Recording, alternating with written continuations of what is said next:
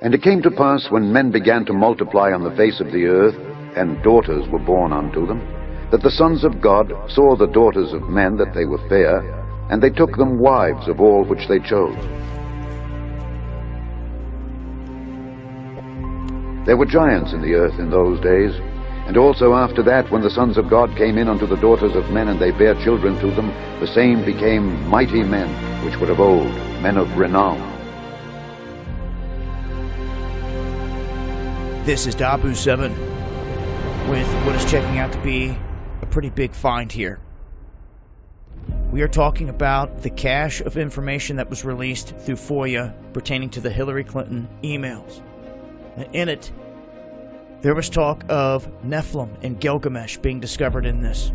You can open up this in a PDF viewer, and you can see for yourself that this is very real, that this was in there. F2019-02110, it is there, requesting the documents pertaining to the resurrection chamber of Gilgamesh. The same Gilgamesh that I told you years ago. They found his body in Iraq, and it disappeared. They wanted to know the location of his body and the location of the buried Nephilim.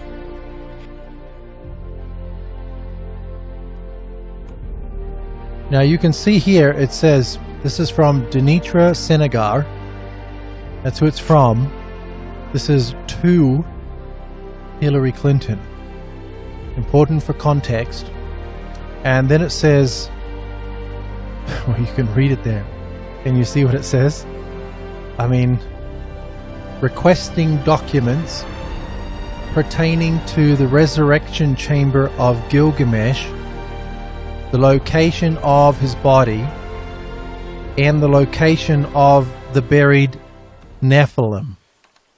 We had the opportunity in 2003 to test one of the oldest stories, if not the oldest story, of human civilization, and it's the Epic of Gilgamesh.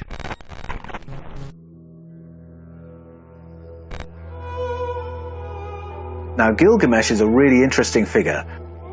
The Sumerian and Babylonian narratives speak about rulership over human beings, or kingship, as having come down from the skies. It's those who've come down from the skies who govern over human society for a long, long time, aeons and aeons. And then there comes a point where they hand over to human kings, and they somewhat recede into the background. In that story, there's a crossover king, a hybrid person called Gilgamesh. He's part sky people, part human. In April 2003, a German-led research team announced it had found King Gilgamesh's tomb. It was an incredible moment in the history of religion and archaeology. Not much more than a month after the first US invasion of Iraq under George H.W. Bush, a research team led by Jörg Fassbinder of the Bavarian Department of Historical Monuments in Munich announced the incredible discovery they had made. With scarcely contained excitement, Fassbinder spoke to the BBC and said, "The most surprising thing was that we found structures already described by the Epic of Gilgamesh. We covered more than 100 hectares. We have found garden structures and field structures just as described in the epic. By differences in magnetization in the soil, you can look into the ground. The difference between mud bricks and sediments in the Euphrates River gives a very detailed structure. I don't want to say definitively that it was the grave of King Gilgamesh, but it looks very similar to that described in the epic. We found, just outside the city, in the middle of the former Euphrates River, the remains of such a building as could be interpreted as a burial place." What an outstanding opportunity to test the relationship of those mythologies against scientific fact. We could DNA test the remains of that person in the tomb marked Gilgamesh. Potentially, it was one of the most significant archaeological finds in history. Once the find had been located and cordoned off, the First Iraq War ended within a matter of days. Invasion which toppled Hussein astonishing discoveries were being made in Iraq, culminating in one of the most extraordinary claims anywhere for centuries, a claim which American forces have been strongly accused of confiscating, subsequently becoming the prime suspect as the driving force behind a complete suppression of these astonishing discoveries within the country. In April of 2003, Jörg Fassbinder of the Bavarian Department of Historical Monuments in Munich told the BBC's World Services Science and Action program, quote, "I don't want to say definitively that it was the grave of King Gilgamesh, but it looks very similar to that described in the epic. We found just outside the city, an area in the middle of the former Euphrates River, the remains of such a building which could be interpreted as a burial," Mr. Fassbinder said. In the book, Gilgamesh is described as having been buried under the Euphrates. He said the amazing discovery of the ancient city under the Iraqi desert had been made possible by modern technology. The most surprising thing was that we found structures already described by Gilgamesh, Mr. Fassbinder stated. We covered more than 100 hectares. We found garden structures and field structures as described in the epic, and we found Babylonian houses. Here, predictably, is where the story goes silent. Due to conflict within the country, it was largely believed the excavations had been halted. However, it seems that the discovery of King Gilgamesh may not have been made in isolation. This footage was supposedly leaked to numerous places across the internet and has largely been put down as authentic footage of the find. Shortly after this was taken, reports state that American forces moved in and seized the find. He was the fifth king of Uruk, and his power was so mighty, many believe that the stories surrounding him are just myths that were built around his seemingly superhuman strength and endurance. However, serious scholars concluded that the story of Gilgamesh was nothing more than a fairy tale due to the astonishing story. Gilgamesh sets out on a quest to find the meaning of life and, finally, some way of defeating death. In doing so, he becomes the first epic hero in world literature. The grief of Gilgamesh and the questions his friend's death evoke resonate with every human being who has wrestled with the meaning of life in the face of death. Is this leaked footage of the tomb of Gilgamesh? So, we pick up in Genesis, right?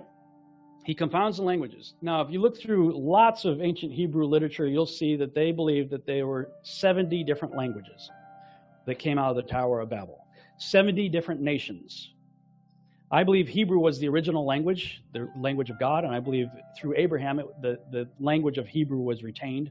And then you got 69 other people groups speaking 69 other languages. And then you have all these people going off with different languages, 69 different languages, talking about the same guy who was their former leader, but now his character becomes known by a number of different names through different cultures. These are just a few. Gilgamesh, Baal, Melkart, Adonis, Dumuzi, Dionysus, Bacchus, Mithra, Orion, Apollo, Tammuz, Osiris. You know, you start seeing characteristics of these gods, and many of them are almost identical. And you start saying, well, they're too similar to not be the same, and even in the way they're depicted often. Imagine the startling proposition that the Nephilim, the giants, the mighty men of old, the gods and children of the Watchers, could somehow rise up, could somehow be reconstituted inside of a body. And, of course, I've discussed with you before my theory that one of the greatest legends in history could be a record of that having actually happened. And I'm referring to Nimrod, who some scholars also identify as Gilgamesh of Sumerian fame, Apollo of Greek fame, Osiris of Egyptian fame.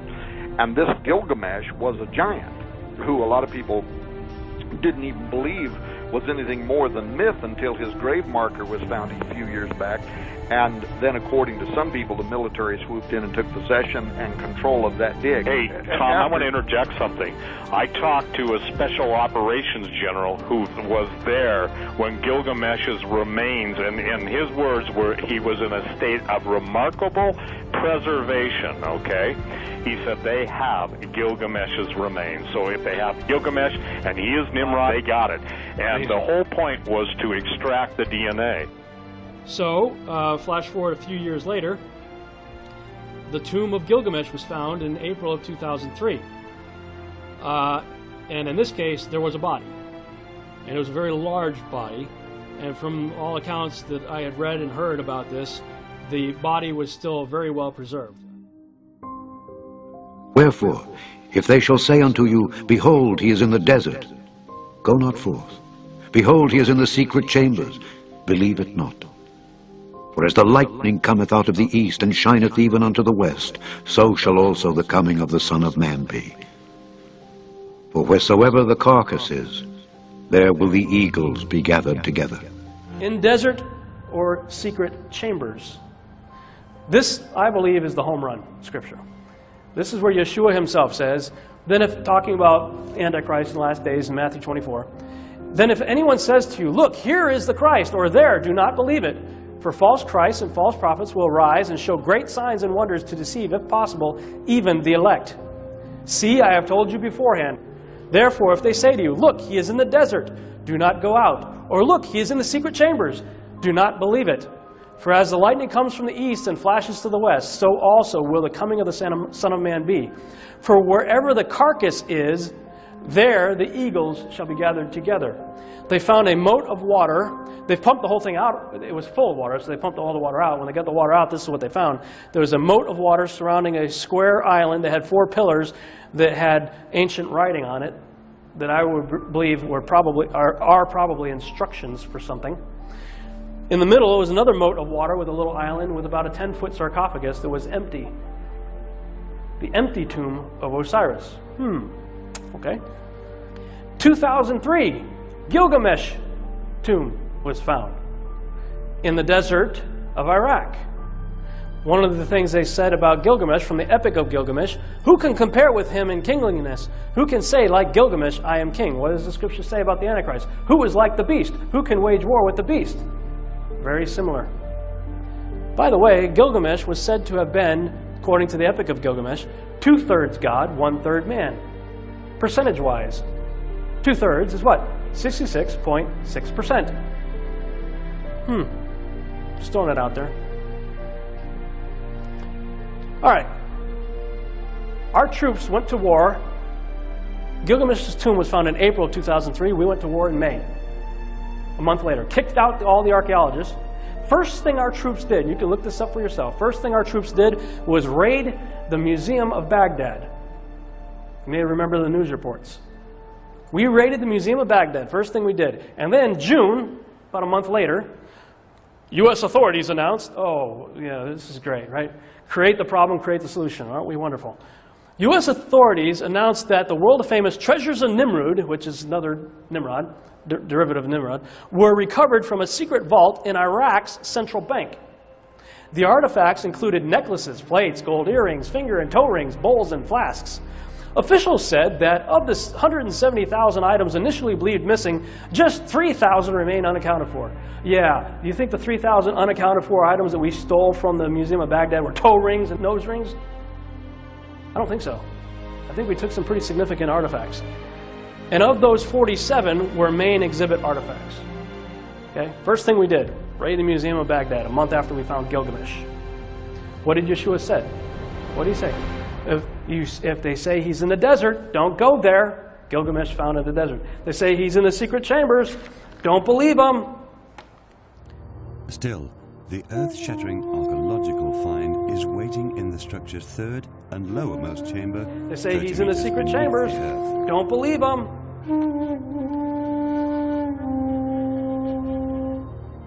What experts had written off as a mere invention of the Greek historian Herodotus now reveals itself to be 100% real.